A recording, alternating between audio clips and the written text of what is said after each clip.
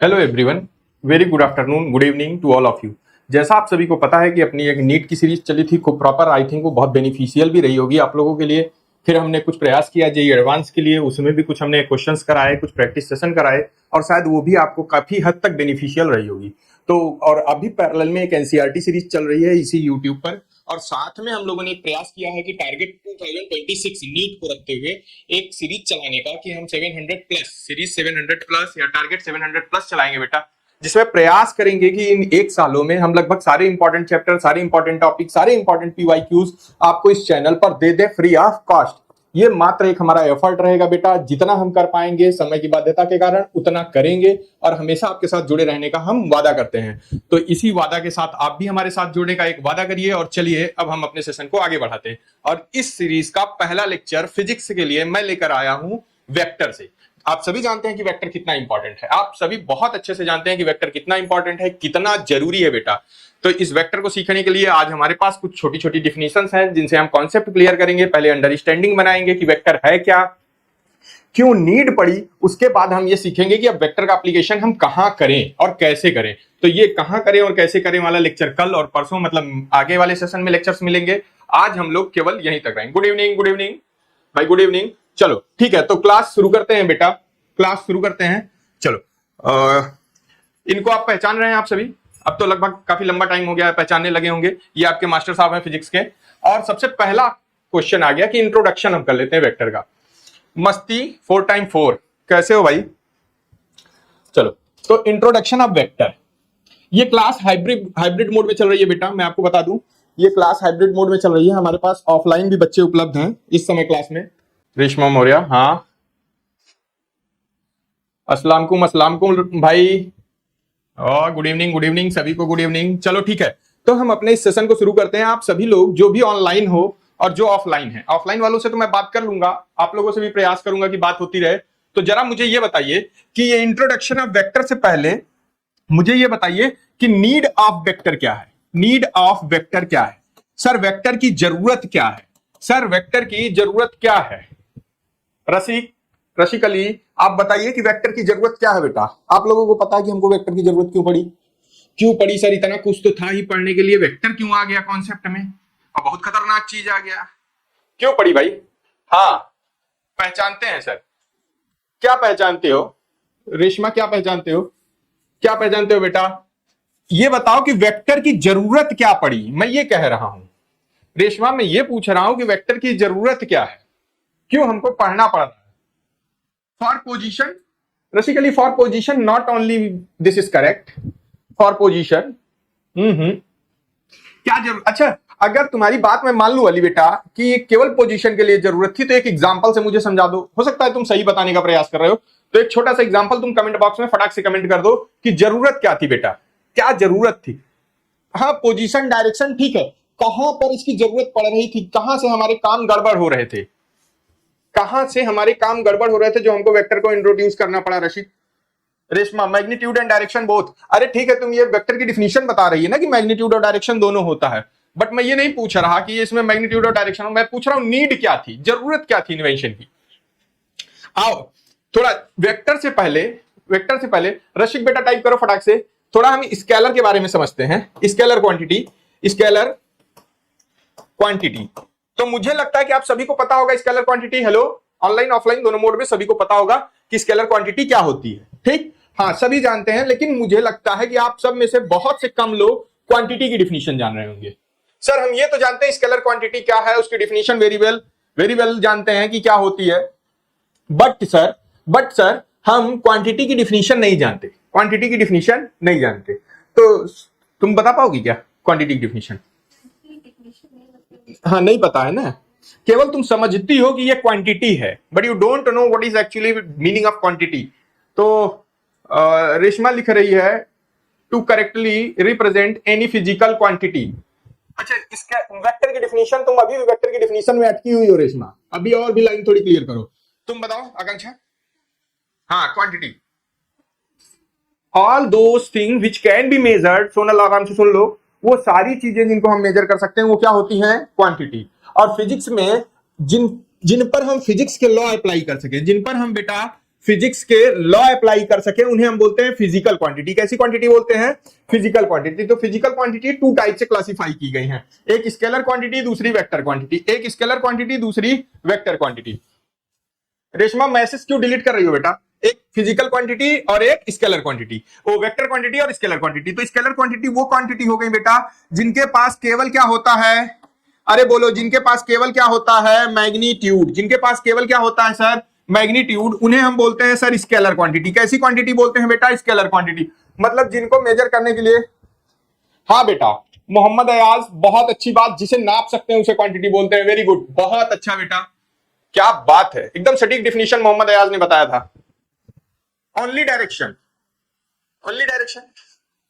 मोहम्मद अयाज बहुत अच्छा बेटा, आपने बहुत सही बताया था। तो वो सारी क्वांटिटी बेटा, वो सारी क्वांटिटी जिनके पास केवल मैग्नीट्यूड होती है, डायरेक्शन नहीं होता। जरा डिफिनीशन ध्यान से देखते चलना, डायरेक्शन नहीं होता, उन्हें हम स्केलर क्वांटिटी बोलते हैं। क्या बोलते हैं सर? Scalar quantity. तुम लोग ऐसे ही नोट भी करते चलना, बाकी ये पीपीटी ही मैं उठा के आपको ऐसे दे दूंगा, ठीक। उन्हें हम क्या बोलते हैं बेटा? Scalar quantity. अब आते हैं सर वेक्टर क्वांटिटी पर। किस पर आते हैं? तुम सभी ने जनरली पढ़ा होगा कि सर मैग्नीट्यूड होता है, सर मैग्नीट्यूड होता है और प्लस में उसके साथ क्या होता है? अरे बोलो, क्या होता है? डायरेक्शन। तो सर उसे हम क्या बोलते हैं? सर उसे हम क्या बोलते हैं? अरे 7080 आ गया बेटा, हेलो। चलो, तो उसे हम क्या बोलते हैं बेटा? Vector quantity. क्या बोलते हैं? Vector quantity. लेकिन क्या वेक्टर क्वांटिटी की यही डिफिनीशन सही है? क्या वेक्टर क्वांटिटी की यही डिफिनीशन सही है? नहीं, केवल यही डिफिनीशन सही नहीं है। क्यों नहीं सही है? थोड़ा हम वेक्टर क्वांटिटी को समझते हैं तब बताते हैं। देखो, अब मैं आपको बताता हूं, इस याद करो, तुमको याद आ जाए तो। इनको आप पहचान रहे हैं ना अपने मास्टर साहब को? चलिए, ये हम लोग पढ़ रहे थे इंट्रोडक्शन ऑफ वेक्टर, वो सारा कंटेंट सेव नहीं हो पाया था, सॉरी फॉर दैट। फोन पे नंबर, एक्चुअली में आप लोग फोन पे नंबर नहीं, मेरा नंबर जानना चाह रहे हो, वो नहीं मिल पाएगा। और तुम क्रिकेट 7080, तुम्हारे पास कंपनी का ऑफिशियल नंबर है, तुम उस पर सेंड कर दो, वो मुझे सेंड कर देंगे। चलो ठीक है। अब हमने सुना भाई कि इंट्रोडक्शन ऑफ वेक्टर में कि सर पहले एक डिफिनीशन जो छोटी सी सोनल यहां लिखी है, पढ़ लो बेटा, कि physical quantity having magnitude, direction and obeying laws of vector algebra. अगर कोई ऐसी क्वांटिटी है जो वेक्टर अलजेब्रा को नहीं फॉलो करती, तो उसे हम वेक्टर नहीं बोलेंगे। आइदर वो मैग्नीट्यूड और डायरेक्शन दोनों फॉलो करती है। ऐसी क्वांटिटी जिसमें मैग्नीट्यूड और डायरेक्शन,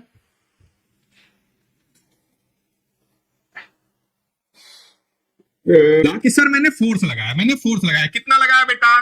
5 न्यूटन का। कितना लगाया बेटा? 5 न्यूटन। क्या ये डेटा कंप्लीट है? क्रिकेट 7080 चैनल भी रुकने लगा। अब क्या ही हो रहा है भाई? चैनल रुक रहा है, चैनल रुक रहा है, क्या चैनल रुक रहा है? बताओ भाई, क्या चैनल रुक रहा है? चलो, अगर मैंने बोला कि फोर्स हम 5 न्यूटन का अप्लाई कर रहे हैं बेटा, सोनल, आकांक्षा, अगर हम 5 न्यूटन का फोर्स अप्लाई कर रहे हैं, तो क्या ये डेटा कंप्लीट है? क्या ये इंफॉर्मेशन कंप्लीट है? अरे बोलो भाई। सर नहीं कंप्लीट है। क्यों नहीं कंप्लीट है? क्योंकि फोर्स के लिए हमको क्या चाहिए था सर? डायरेक्शन। कि सर आप किस डायरेक्शन में अप्लाई कर रहे हैं ये बताइए। सर आप किस डायरेक्शन में अप्लाई कर रहे हैं ये बताइए।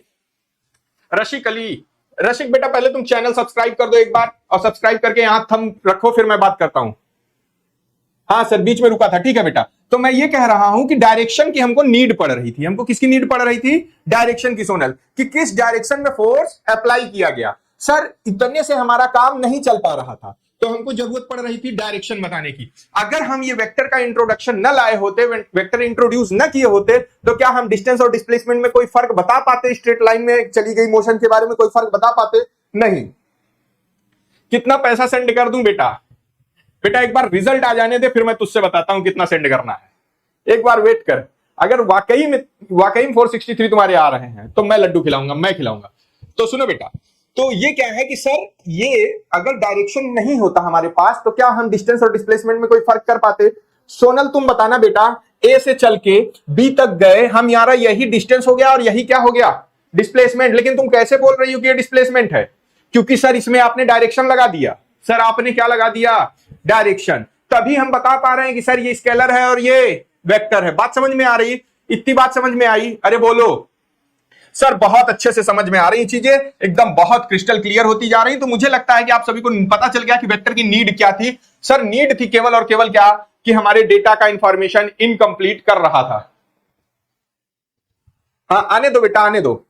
आने दो 10th को, अगर तुम्हारा 10th को रिजल्ट आता है तो तुम मेरा पर्सनल नंबर भी जान जाओगे, तुम कंपनी में कॉल कर लेना, वो नंबर तुमको दे देंगे। उनसे बोल देना कि प्रवीण सर से बात कराइए, और मेरे से बात होगी तो मैं तुम्हें खुद अपना नंबर दे दूंगा।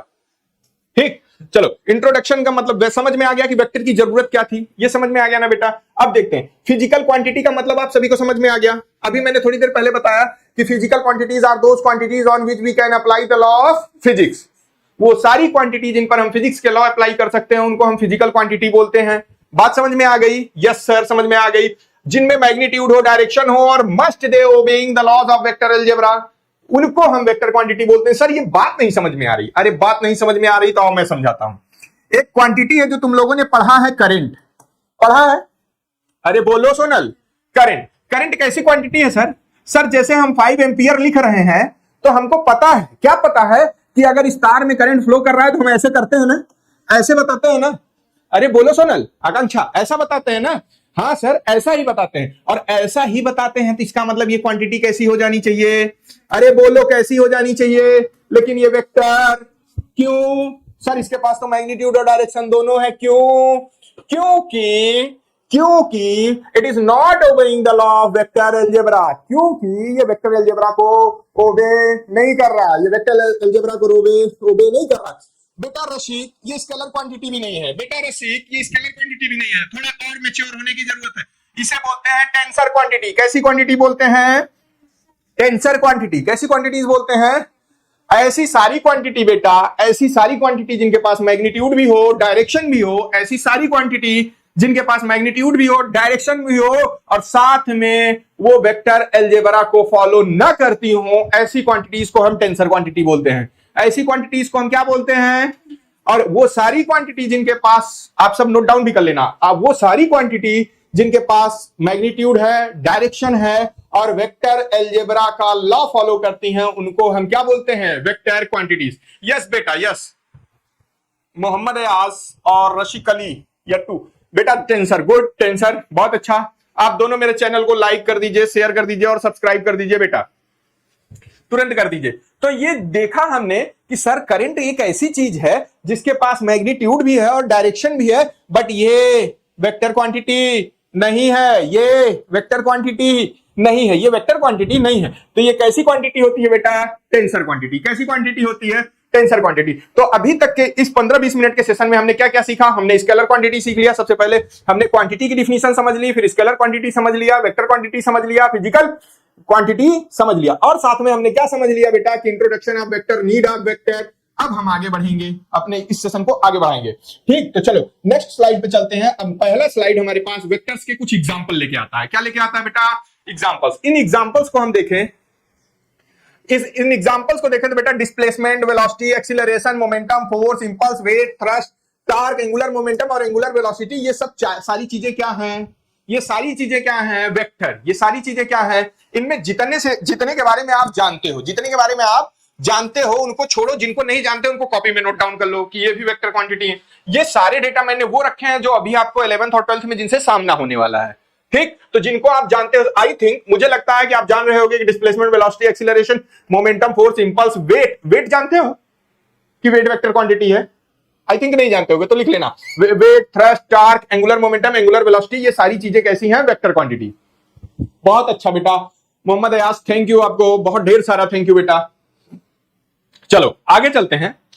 If a physical quantity has magnitude and direction both, then it does not, देखो बेटा यही जो चीज मैं वहां बता रहा था, एक बार ध्यान से देख लो, then it does not always implies that it is a vector quantity.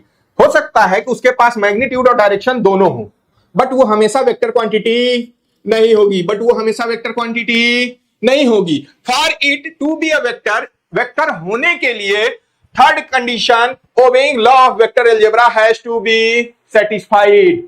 Vector होने के लिए कोई क्वांटिटी वेक्टर है या नहीं, इसके लिए ये क्लियर हो जाना चाहिए। बेटा मेरा ऑफलाइन सेंटर वाराणसी में है, बेटा मेरा ऑफलाइन सेंटर वाराणसी में है। इसके लिए बेटा ये क्लियर हो जाना चाहिए कि वो अलजेब्रा के लॉ को, वेक्टर अलजेब्रा के लॉ को फॉलो कर रहा है या नहीं। अगर कर रहा है तो ठीक, और नहीं कर रहा है तो बात खत्म। नहीं कर रहा है तो हम उसे वेक्टर नहीं बोलेंगे। वही सेम चीज जो मैंने डिस्कस किया था बेटा, वही वो बोल रहा है कि the physical quantity current has both magnitude and direction. Current के पास दोनों चीज है, मैग्नीट्यूड और डायरेक्शन। करंट के पास दोनों चीज है बेटा, मैग्नीट्यूड और direction, is still a scalar, it डिसओबेज the law of vector algebra. अभी आप बोलोगे, तुरंत बोलोगे कि सर आप यहां लिख रहे हो स्केलर, अभी थोड़ी देर पहले बोले टेंसर। बेटा टेंसर की डिग्रियां होती हैं, टेंसर की क्या होती हैं, डिग्रियां 0 1 2 3, वो उसी टाइप से उसमें फिर स्केलर भी आता है, वेक्टर भी आता है, तो वो वहां से क्लासिफाई किया गया है। अगर आपको आपत्ति हो तो मैं इसे काट सकता हूं और यहां टेंसर लिख सकता हूं। अगर आपके पास क्वेश्चन पूछता है कि इलेक्ट्रिसिटी या करंट स्केलर है, वेक्टर है या टेंसर है या नन ऑफ दिस, अगर टेंसर भी ऑप्शन में है तो you must have to take tensor, आपको टेंसर टिक करना ही पड़ेगा। और टेंसर नहीं है तो उस केस में आपको क्या टिक करना पड़ेगा बेटा, स्केलर। क्या टिक करना पड़ेगा, नोट कर लो बेटा, फटाक से नोट कर लो। ऑनलाइन वाले स्क्रीनशॉट लेना चाहते हो तो ले लें, ऑनलाइन वाले बेटा स्क्रीनशॉट लेना चाहते हो तो ले लें। आप सभी लोग जितने लोग ऑनलाइन हो एक बार चैनल को लाइक कर दीजिए, जाके वीडियो को लाइक करिए, इस लाइव चल रहे वीडियो को लाइक करिए। चलें बेटा आगे चलें। चलो अब आते हैं हम टाइप्स ऑफ वेक्टर में। किसमें आ जाते हैं बेटा, टाइप्स ऑफ वेक्टर में। दिख रहा है आप सभी को, टाइप्स ऑफ वेक्टर में आ जाते हैं। किसमें आ जाते हैं, टाइप्स ऑफ वेक्टर में। क्या है सर, वेक्टर को बहुत सारे टाइप में क्लासिफाई किया गया है, अलग अलग जरूरत के हिसाब से हमने वेक्टर को अलग अलग क्लासिफिकेशन किया। तो जो पहले टाइप में हमारे पास सबसे पहला एग्जांपल आता है इक्वल वेक्टर। नाम से बहुत कुछ क्लियर हो गया है, नाम से बहुत कुछ क्लियर हो गया है क्या, कि ये वेक्टर कैसा होना चाहिए सर, इक्वल। ये वेक्टर कैसा होना चाहिए सर, इक्वल। और जब भी बात हम इक्वल की करेंगे, जब भी बात हम इक्वल की करेंगे बेटा, तो इक्वल मतलब इक्वल, फिर उसमें कुछ भी इफ या बट नहीं, कुछ भी इफ या बट नहीं। Two vectors A and B are said to be equal when they have equal magnitude. Magnitude तो इक्वल हो और सेम डायरेक्शन भी होनी चाहिए, सेम डायरेक्शन भी होनी चाहिए, तभी हम ऐसे वेक्टर को क्या बोलते हैं बेटा, इक्वल वेक्टर। अच्छा सुनो, एक छोटी सी इंफॉर्मेशन मैंने सोचा आप सभी को आता होगा इसलिए नहीं बताया। वेक्टर को रिप्रेजेंट ऐसे करते हैं, साथ में उसके हेड पर एक एरो लगाते हैं। आप सभी को पता है ना, जितना बड़ा एरो बना देते हैं वो वेक्टर उतना बड़ा होता है, उसका मैग्नीट्यूड उतना बड़ा होता है। जैसे ये बिगर है और ये स्मॉलर है।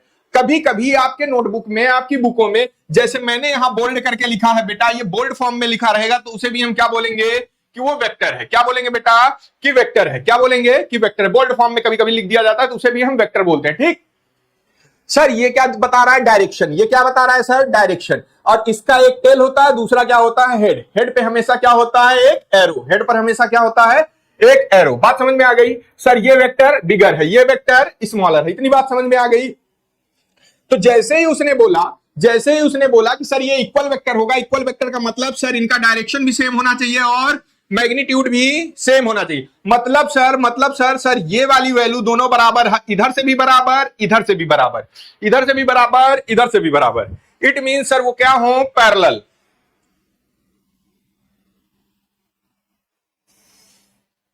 इट मीन्स वो क्या होनी चाहिए, ये दोनों लाइन कैसी होंगी, पैरेलल। जब पैरेलल होंगी तभी ये क्या होंगी, इक्वल वेक्टर। और इक्वल होने के लिए तीसरी चौथी कंडीशन में आपको ये देखना है कि सर उनका मैग्नीट्यूड भी सेम हो और डायरेक्शन भी। सोनल समझ में आ रही बात बेटा, पक्का समझ में आ रही है। चलो अब आते हैं हम पैरेलल वेक्टर पर। किस पर आते हैं बेटा, पैरेलल वेक्टर।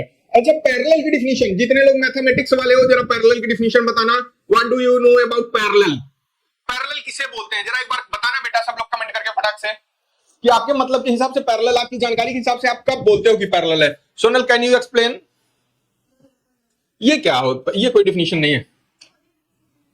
हाँ, वो लाइनें जो कभी इंटरसेक्ट ना करें। लेकिन एक बात सुन लो, जो कोई कभी इंटरसेक्ट नहीं करता वो इनफाइनाइट पे इंटरसेक्ट करता है। तो फिर बेटा इसका मतलब ये होता है कि वो लाइनें जिनके बीच का डिस्टेंस हर जगह क्या हो, इक्वल। जिनके बीच का डिस्टेंस हर जगह क्या हो, इक्वल, उसे हम बोलते हैं पैरेलल लाइन। उसे हम क्या बोलते हैं बेटा, पैरेलल। अब तुम्हारे हिसाब से आकांक्षा, जो एक दूसरे को इनफाइनाइट तक इंटरसेक्ट न करती है, तो कौन बैठ के जाएगा इस पर इनफाइनाइट पे चेक करने के, भैया इंटरसेक्ट कर रहे हो क्या, तो वहां तक कौन जाएगा, तुम जाओगी क्या।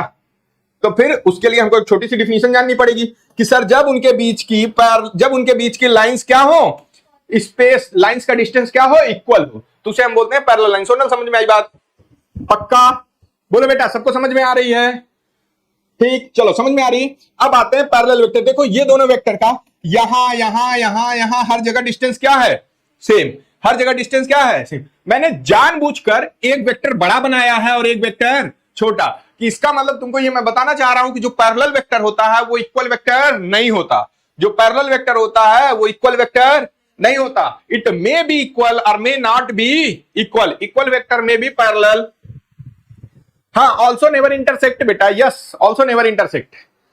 तो मैं ये बताना चाह रहा था कि देखो यहां पर ये बड़ा है, ये वेक्टर बड़ा है और ये छोटा है, तो ये बात समझ लेना कि जो पैरेलल वेक्टर होते हैं जरूरी नहीं कि दोनों बराबर हो, बड़े छोटे भी हो सकते हैं। बात समझ में आ गई? Both have the same direction. Parallel vector की पहली कंडीशन कि क्या सर आपके हिसाब से, आपकी डिफिनीशन के हिसाब से अब मैं कह देता हूं कि एक वेक्टर ये हो गया और दूसरा ये हो गया, एक वेक्टर ये हो गया और दूसरा ये हो गया। इस केस में भी हम देख रहे हैं कि इनका डिस्टेंस क्या है बेटा, सेम। इस केस में भी हम देख रहे हैं कि इसका डिस्टेंस क्या है, सेम। तो क्या सर जब डिस्टेंस सेम रहेगा, क्या सर जब डिस्टेंस सेम रहेगा तो हम इसे पैरेलल बोलेंगे? नहीं। क्यों नहीं बोलेंगे? क्योंकि सर इसका डायरेक्शन अलग है और इसका डायरेक्शन अलग है। और मैंने यहां पर कंडीशन में लिखी both have the same direction, दोनों के पास सेम डायरेक्शन होनी चाहिए। अगला, one vector is scalar non zero multiple of another vector.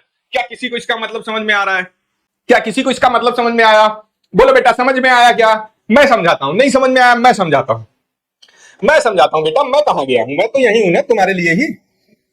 देखो मैं समझाता हूं बेटा। अगर लेट अस सपोज ये लेंथ ए है, ये लेंथ ए है, बोलो ये लेंथ ए है, मतलब इसका मैग्नीट्यूड ए है, तो इसका मतलब ये भी क्या हो जाएगा, ए। ये भी क्या हो जाएगा? हो जाएगा ना। देखो यही लिखा है कि one vector is scalar product, scalar multiple मतलब सर डायरेक्शन से हमसे मतलब नहीं, सीधे मैथमेटिक्स वाला मल्टीप्लाई करेंगे, सीधे मैथमेटिक्स वाला मल्टीप्लाई। मतलब सर ये 2 था और ये क्या है, 4 है, तो इसको हम 2 इंटू 2 लिख सकते हैं कि नहीं बेटा? तो मतलब इस वाले का ये 2 मल्टीपल में आ गया कि नहीं? हो सकता है इस डिफिनीशन से थोड़ा कंफ्यूजन हो, एक नई डिफिनीशन लेता हूं उससे समझ में आ जाएगा बेटा। हो सकता है ये 3 हो और ये हो सकता है 6 हो, तो इसको हम ऐसा 2 क्रॉस 3 लिख सकते हैं कि नहीं? बोलो बेटा अगर ये ए था तो ये भी क्या है, ए। ये 3 ए ही है ना। तो देखो इसका ये क्या है, स्केलर प्रोडक्ट क्या है? अरे बोलो क्या है? स्केलर प्रोडक्ट है ना, ए का ही स्केलर प्रोडक्ट है ना। वही सेम चीज लिखी है कि one vector is a scalar non zero multiple, non zero. अगर ये जीरो हो जाता तो इसको क्या बना देता, जीरो। क्या हो जाता? अरे बोलो। Mohammad Ayaz no, also never intersect no. Rashiq Ali अब तू क्या क्या डिलीट कर दिया बेटा? मैं एक बार पीछे क्या घूमा, तुमने कुछ भी डिलीट कर दिया। तो बेटा समझ में आया ये बात? सोनल समझ में आई कि नहीं? इस लाइन का मतलब समझ में आया कि नहीं बेटा? प्लीज, नहीं समझ में आया होगा तो मैं समझाऊंगा। अगर आप सभी को समझ में आ गया तो बोलो आगे बढ़ते हैं। आप सभी को समझ में आ गया ऑफलाइन? ठीक है चलो आगे चलते हैं। अगला, हमने कौन कौन से वेक्टर पढ़ लिए थे? कौन कौन से वेक्टर पढ़ लिए थे? सर हमने एक इक्वल वेक्टर पढ़ लिया, दूसरा पैरेलल वेक्टर पढ़ लिया। सर हमने इक्वल वेक्टर पढ़ लिया और पैरेलल वेक्टर पढ़ लिया। इक्वल वेक्टर में क्या पढ़ा था सर? उनका डायरेक्शन और मैग्नीट्यूड दोनों सेम होना चाहिए। और पैरेलल वेक्टर में क्या पढ़ा कि parallel vector are those vector which are in same direction and non-scalar and scalar product of the non-zero vector, scalar product of the non-zero vector। अब तीसरा पढ़ेंगे। अब हम तीसरा क्या पढ़ेंगे? Anti parallel vector. Parallel vector master है, zero नहीं होना चाहिए। बहुत अच्छा बेटा। मैं ये कह रहा हूं कि एंटी पैरेलल पढ़ना है। सर हम पैरेलल तो पढ़ चुके हैं ना, एंटी पैरेलल पढ़ने की क्या जरूरत है सोनल? बस डायरेक्शन घुमा देंगे, उसका गोल ऊपर मुड़ी नीचे, उसकी मुड़ी दोनों की। देखो इसकी खोपड़ी दोनों की सेम डायरेक्शन में थी। अब इसकी खोपड़ी इस साइड कर देंगे और पैर इस साइड। मतलब सर अगर एक ऐसे था तो दूसरा ऐसे हो जाए, लेकिन ये पैरेलल होने चाहिए। ये क्या होने चाहिए बेटा? पैरेलल। ये क्या होने चाहिए? पैरेलल। एंटी पैरेलल वेक्टर है। वेक्टर तो पैरेलल है बट एंटी है, किसमें? डायरेक्शन में एंटी है। बोलते नहीं है गांव देश गली मोहल्ला में, अरे वो तो हमारे एंटी है, बोलते हैं ना?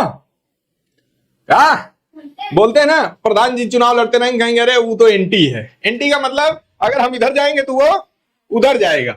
एंटी का मतलब वो। और पैरेलल, रशी कलिया तो having opposite direction magnitude can be different. Vector cross scalar equal to vector. हाँ ये क्या है? बिल्कुल रेशमा। चलो अब एंटी पैरेलल को हम क्या देखेंगे sir? Both have opposite direction. दोनों के पास क्या होनी चाहिए? Opposite direction. दोनों के पास क्या होनी चाहिए? Opposite direction. One vector is scalar non zero negative multiple of another vector. देखो अब क्या कह रहा है ये? नेगेटिव। क्या कह रहा है बेटा? नेगेटिव। अब पिछला वाला ध्यान दो तो उसमें नेगेटिव शब्द नहीं था, नॉन जीरो था, केवल क्या था? Non zero. और इसका मतलब क्या हो जाएगा? पॉजिटिव।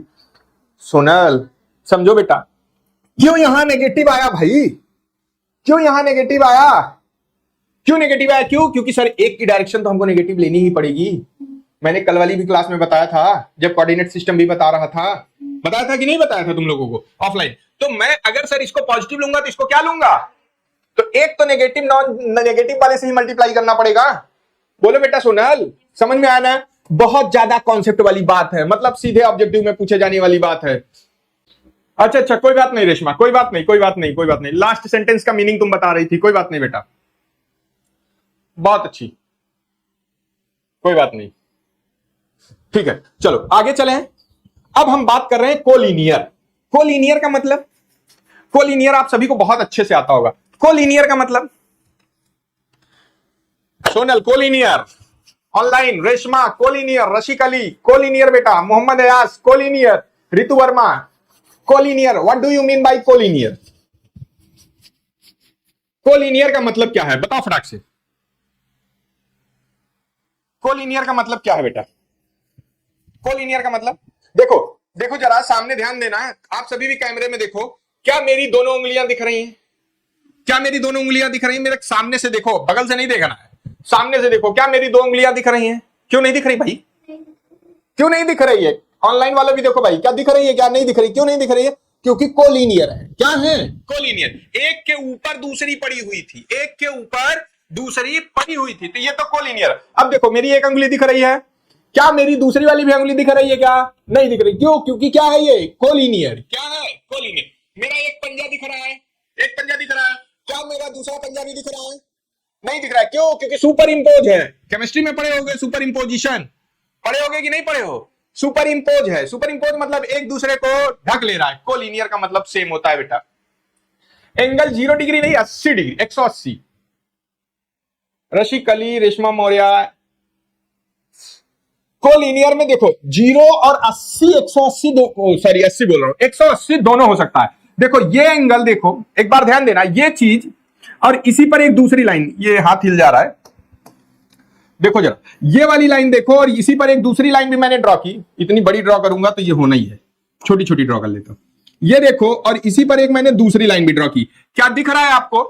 क्या दिख रहा है भाई? बोल मत देना दिख रहा है प्लीज, थोड़ा गंदा ड्रॉ हुआ है, ये मत बोल देना दिख रहा है। क्यों नहीं दिख रहा है? क्योंकि सर इस कारण नहीं दिख रहा है, जैसे आपकी उंगलियां दोनों नहीं दिख रही थी। क्यों? क्योंकि एक के ऊपर दूसरी पड़ी हुई थी। देखो अभी रेशमा लिख रही थी कि 0 डिग्री और 180 डिग्री, थीटा 180, बहुत सही बात है। देखो ये वाला एंगल, अभी मैं ये दोनों दिखाता हूं आपको, ये दोनों देखो, आपको नहीं दिख रहा है ना? सोनल इधर ध्यान दो, ये नहीं दिख रहा है ना? दोनों उंगलियां नहीं दिख रही ना? क्यों नहीं दिख रही? क्योंकि दोनों 0 डिग्री पर है। दोनों के बीच का एंगल, इस वाली लाइन के बीच में दोनों का एंगल 0 डिग्री है, इसलिए नहीं दिख रही थी। और अगर इस वाले केस में हम देखें तो ये क्यों नहीं दिख रहा है? क्योंकि ये 180 हो गया है। क्या हो गया है? अरे बोलो क्या हो गया है? 180। क्या हो गया है? 180। तो या तो 0 डिग्री हो जाएंगी या 180 हो जाएगी। जैसे मान लेते हैं यहीं से एक वेक्टर ऐसा चला और उसकी मुंह इधर ला दिए, तो क्या इन दोनों के बीच का तुम एंगल देख पा रही हो? सर हाँ देख पा रहे हैं, वो 180 है। क्या है? 180, 180 degree. Yes, overlapping, good good good, complete overlapping, वाह बहुत बेहतरीन बेटा, बहुत अच्छा। ओवरलैपिंग या कंप्लीट ओवरलैपिंग, बेहतरीन बात। तो इसे हम बोलते हैं कोलिनियर। क्या बोलते हैं? आप सभी को बहुत अच्छे से पता है, इसे हम बोलते हैं कोलिनियर वेक्टर। ठीक है, चलो अब जीरो वेक्टर के बारे में कोई मुझे बताएगा? जीरो वेक्टर, उम्मीद करता हूं कि आप सभी को समझ में आ गया होगा, ये आप सभी को समझ में आ गया होगा। अब मुझे जरा बताओ बेटा, जीरो वेक्टर, जीरो वेक्टर क्या होता है? जरा बताओ फटाक से, जीरो वेक्टर क्या होता है? जीरो वेक्टर क्या होता है बेटा? बोलो sir. Zero vector, zero vector, Reshma जरा जीरो वेक्टर बताओगी बेटा क्या होता है?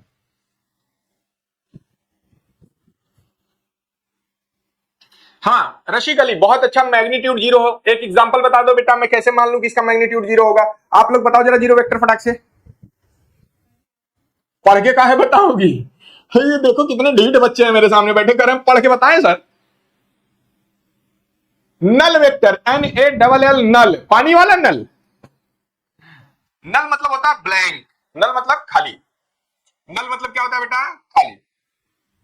टू सेम वेक्टर को माइनस करने पर जो मिलता है उसे, हाँ गुड, उसे ही हम जीरो वेक्टर बोलते हैं, उसे ही हम जीरो वेक्टर बोलते हैं। बहुत अच्छा रेशमा ने लिखा है। देखो और एक चीज देखो, हमारे पास एक संदूक था, संदूक, गांव वाली भाषा में जिसको संदूक बोलते हैं, क्या है वो?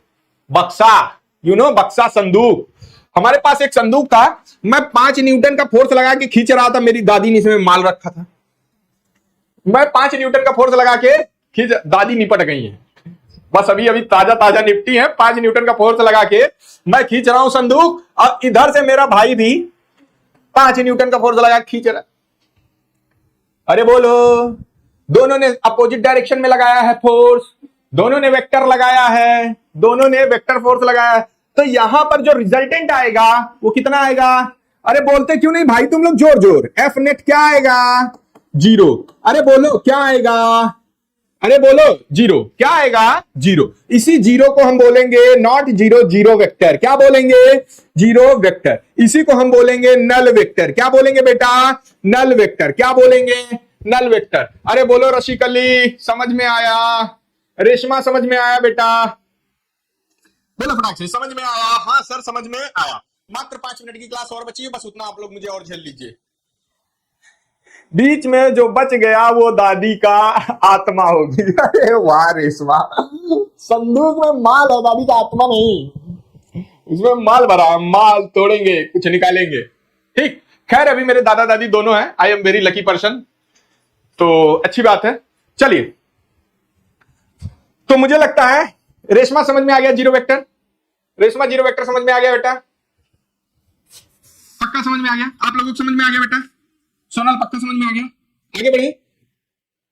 तो हमारे ये 5 वेक्टर हो गए। कौन से वेक्टर? 5। अब जरा बताओ पांचों वेक्टर में के नाम फटाफट। पांचों वेक्टर जो हम लोगों ने पढ़े, तुम कमेंट करो बेटा, ऑनलाइन वालों कमेंट करो। पहला वेक्टर इक्वल वेक्टर था। पहला वेक्टर इक्वल वेक्टर, दूसरा वेक्टर पैरेलल वेक्टर, तीसरा एंटी पैरेलल, चौथा कोलिनियर, और पांचवा 0 वेक्टर। पांचवा 0 वेक्टर। गुड रेशमा, ऐसे ही थम्स अप करते रहो बेटा। तो पांचवा वेक्टर क्या हो गया? 0 वेक्टर। चलो छठे वेक्टर पे चलते हैं। सर यूनिट वेक्टर, ये वेक्टर इतना खतरनाक बदतमीज वेक्टर था कि इसके लिए पूरा एक फार्मूला बनाना पड़ गया। अभी तक किसी और वेक्टर के लिए तुम लोगों ने फार्मूला देखा? नहीं।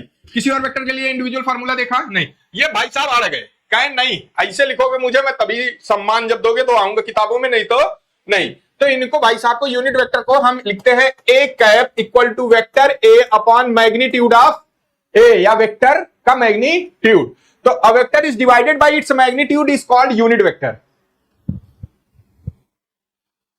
मैग्नीट्यूड जिसके मतलब किसी वेक्टर के, अगर किसी वेक्टर के इट सेल्फ मैग्नीट्यूड से डिवाइड कर दें। सुनल क्या कह रहा हूं?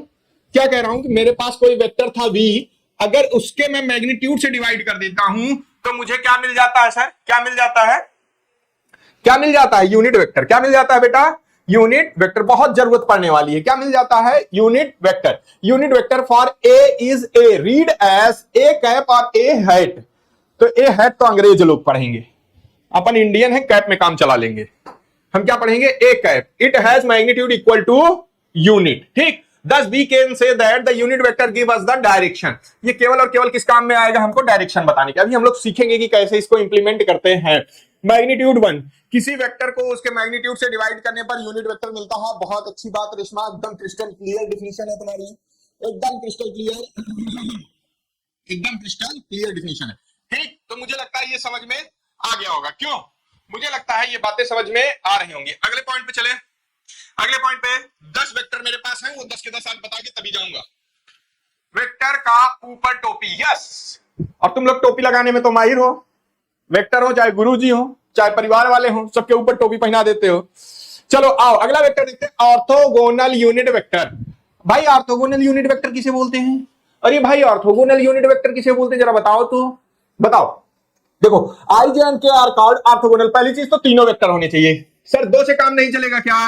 नहीं चलेगा। क्यों नहीं चलेगा? अभी बताता हूं। क्योंकि 2 वेक्टर हमेशा सेम प्लेन में रहते हैं, और ऑर्थोगोनल की कंडीशन है कि हमको 2 प्लेन चाहिए, 2 प्लेन चाहिए। आओ पढ़ते हैं। I J and K are called orthogonal vector. These vector must form a right hand triad.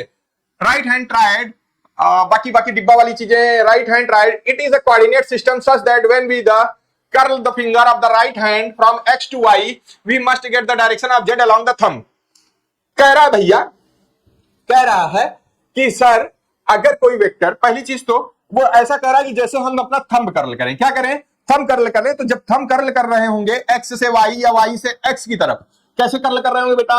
x से y। तो x से y कर रहे हैं तो हमारा थंब बाहर, तो इधर क्या आ रहा है? z। जिधर हमारा थंब जा रहा है उधर जेड। अगर वाई से एक्स की तरफ कर्ल कर रहे हैं तो हमारा थंब अंदर, तो उधर जेड। तो तीनों वेक्टर होना जरूरी है, तीनों वेक्टर होना जरूरी है। ठीक, बोलो। एक्स को हम आई डायरेक्शन में लेते हैं इसलिए एक्स आई कैप, वाई को जे में लेते हैं इसलिए वाई जे कैप, और जेड को के में लेते हैं इसलिए Z K cap. Perpendicular to each other, बहुत अच्छी बात। 90 डिग्री टू ईच अदर, ये तीनों 90 डिग्री होते हैं। ठीक है, बहुत अच्छी बात। बच्चे बहुत अच्छा रिस्पांस कर रहे हो, आप सभी बहुत अच्छा रिस्पांस कर रहे हो। तो ये बात समझ में आ गई, सोनल समझ में आ गई पक्का। चलो, अब पोलर वेक्टर किसे बोलते हैं? आहा रेशमा, पोलर वेक्टर किसे बोलते हैं बेटा? जरा बताओ तो। पोलर वेक्टर मुझे नहीं आता। पोलर वेक्टर किसे बोलते हैं? जल्दी बताओ, बता दो जल्दी से। पोलर वेक्टर किसे बोलते हैं? रेशमा, पोलर वेक्टर कहां गए भाई? इतनी देर में तो मैं ही बता दिया होता कि सर जिसमें पॉइंट ऑफ एप्लीकेशन दिखता है, सर जिसमें पॉइंट ऑफ एप्लीकेशन दिखता है उसे हम पोलर वेक्टर बोलते हैं। दीज हैव स्टार्टिंग पॉइंट और पॉइंट ऑफ एप्लीकेशन, कि ये पॉइंट हमको दिखते हैं कि ये कहां से शुरू हुए हैं, किसी फिक्स पॉइंट से स्टार्ट होता है। बहुत अच्छी बात, किसी फिक्स्ड पॉइंट से जब कोई वेक्टर स्टार्ट होता है। पोलर मतलब होता है केवल और केवल डायरेक्शन। पोलर का मतलब क्या होता है? डायरेक्शन। तो ऐसी चीजें जिसमें हम कहीं से देख पाएंगे कहां से स्टार्ट हो रहा है उसे हम बोलते हैं पोलर वेक्टर। और नॉन पोलर, जिसमें डायरेक्शन न पता चल पाए, जिसमें डायरेक्शन या स्टार्टिंग पॉइंट न पता चल पाए। अब आ जाते हैं हम एक्सियल वेक्टर पर। किस पर आ जाते हैं बेटा? एक्सियल वेक्टर पर। किस पर आ जाते हैं? एक्सियल वेक्टर पर। किस पर आ जाते हैं सोनल? Axial vector. तो एक्सियल वेक्टर मतलब जब किसी एक्सिस के अलोंग कोई वेक्टर वर्क कर रहा हो, किसी एक्सिस के अलोंग। तो सर एक्सिस कहां से मिलेगी? सर एक्सिस कहां से मिलेगी? एक्सिस यहां से मिलती है बेटा। मैं दिखाता तुझे एक्सिस कहां से मिलेगी। देखो, मान लेते हैं ये एक प्लेन है। ये क्या है बेटा? एक प्लेन, बहुत बड़ा प्लेन है। इस प्लेन में मैंने ये पेन अपनी इसके प्लेन के एक्सिस के अलोंग डाल दिए। दिख रही है आप सभी को? अरे दिख रहा है ना? दिख रहा है ना भाई? मैं क्या किया, ये पेन ऐसे इस एक्सिस के, इस प्लेन के अलोंग रख दिया हूं। दिख रहा है ना? जैसा इस प्लेन में रखा हुआ है, दिख रहा है बेटा? अब देखो, मैं अपना कर्ल, फिंगर कर्ल कर रहा हूं, फिंगर कर्ल कर रहा हूं। जब फिंगर कर्ल कर रहा हूं तो मेरे थंब का डायरेक्शन अपवर्ड या बाहर की साइड बोल सकती हो। तो अगर अपवर्ड या बाहर की साइड रहेगा तो हमारा एक्सियल वेक्टर अपवर्ड रहेगा, और जब मैं इधर से कर्ल कर रहा हूं तो मेरी फिंगर किधर आ रही है? नीचे। मतलब हमारा एक्सियल वेक्टर किधर आएगा? नीचे। अरे बोलो, अरे बोलो रेशमा, समझ में आया? बाकी जो कुछ चीजें मान लो 19-20 रह जाती हैं तो वो एप्लीकेशन में सारी चीजें क्लियर हो जाएंगी। जब हम एप्लीकेशन इसका सीख रहे होंगे तो उम्मीद करूंगा कि वहां सारी चीजें समझ में आ जाएं। ठीक, एक्सियल वेक्टर हो गया। चलो, नेक्स्ट वेक्टर आ जाता है कोप्लैनर वेक्टर। कोप्लैनर का तो बता दो भाई फटाक से कमेंट करके। अरे रेशमा, कोप्लैनर वेक्टर किसे बोलते हैं बेटा? कोप्लैनर वेक्टर किसे बोलते हैं?